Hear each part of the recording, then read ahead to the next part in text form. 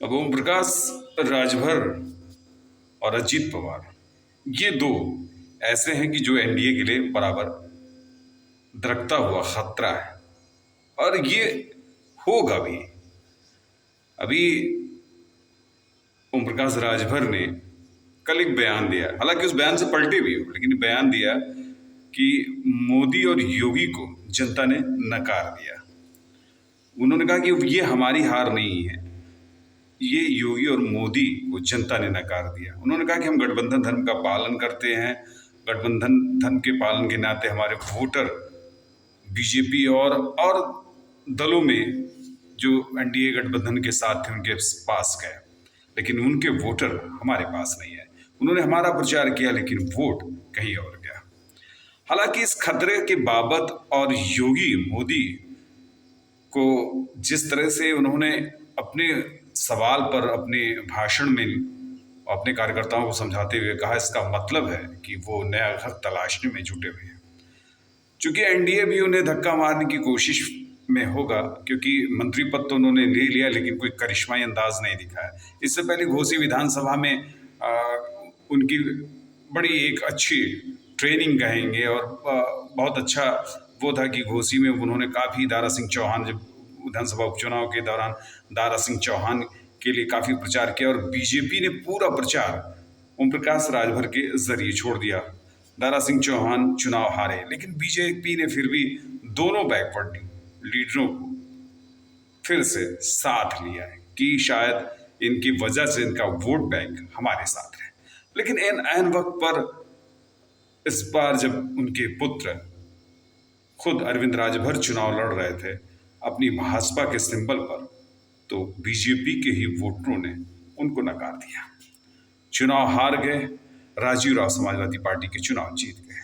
राजीव राय के चुनाव जीतने के बाद स्थिति अब ये बनी है कि कहीं मंत्रिमंडल के विस्तार या मंत्रिमंडल में से फिर कहीं ओम प्रकाश राजभर को बाहर ना कर दिया जाए, और बीजेपी चाहेगी कि अपने किसी राजभर नेता को का कद बढ़ाए ओम प्रकाश राजभर की जगह, क्योंकि ओम प्रकाश राजभर, और इससे पहले जब प्रधानमंत्री ने एनडीए की मीटिंग बुलाई थी तो उस मीटिंग में ओम प्रकाश राजभर को जरा सा भी तवज्जो नहीं मिली। अनुप्रिया पटेल लाइन में बैठी हुई थी। दो लीडर एक ऐसे थे कि जिन एनडीए में होते हुए भी जैसे एकदम, भले जयंत चौधरी केंद्रीय मंत्री बन गए लेकिन वो भी एकदम भीड़ में खोए हुए थे। वही हाल ओम प्रकाश राजभर का था कि वो तो पूरी जो लाइन थी उसकी लाइन की पिछली पंक्ति में बैठे हुए थे। अब हालात कुछ भी हो, ओम प्रकाश राजभर जब बयान देने लगते हैं तो जरूर, भले वो आज उन्होंने डिनाई कर दिया, कल शाम को ही डिनाई कर दिया कि नहीं हमने ऐसा कुछ नहीं किया, वो विपक्षी ऐसा कह रहे हैं, लेकिन अब उन्होंने बात शुरू कर दी है।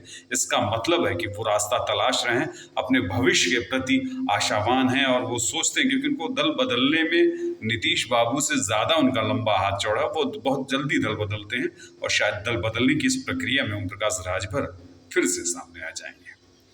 वही जो खासकर महाराष्ट्र की राजनीति, महाराष्ट्र की राजनीति में भी सबसे बड़ा एक पहलू भरकर सामने आया कि महाराष्ट्र की राजनीति में सबसे ज्यादा इस बात का संकेत मिल रहा है कि अजीत पवार भी बाहर का रास्ता तलाशने के चक्कर में हैं, लेकिन उन्होंने शर्त पे शर्त, क्योंकि उनकी पत्नी श्रीनेत पवार ने नामांकन कर दिया राज्यसभा से।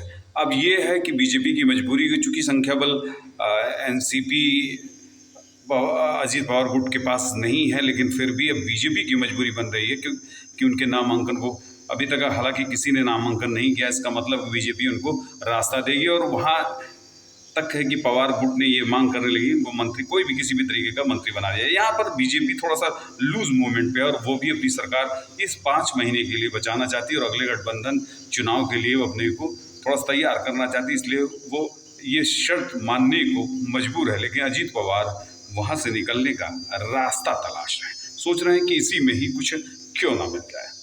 हालांकि शिंदे गुट में भी ऐसा कुछ बिखराव की स्थिति है, और एकनाथ शिंदे गुट का ये मामला है कि कुछ विधायक बाहर जाने का रास्ता, शिवसेना में जाने का रास्ता तलाश रहे हैं, कुछ सांसद भी रास्ता तलाश रहे हैं, इसलिए उस गुट का भी प्रभावी होना बहुत मुश्किल सा लग रहा है। हालांकि एनडीए एकदम पूरी लाचार अवस्था में है, महाराष्ट्र के अंदर। तो ये दो अभी ध्रुव के पत्ते हैं कि एनडीए में दरार पे दरार बढ़ती जा रही है और शायद ये दरार इतनी चौड़ी हो जाएगी कि एनडीए से एक दो तो अभी निकल जाएंगे। बाकी विधानसभा, क्योंकि बिहार का आने दीजिए आ ही गया है करीब करीब, और खासकर महाराष्ट्र का विधानसभा, इसमें तो कुछ नए खेल होंगे और शायद जो पंचवर्षीय के लिए सरकार बनी है टिकाऊ नहीं बन पाएगी। धन्यवाद।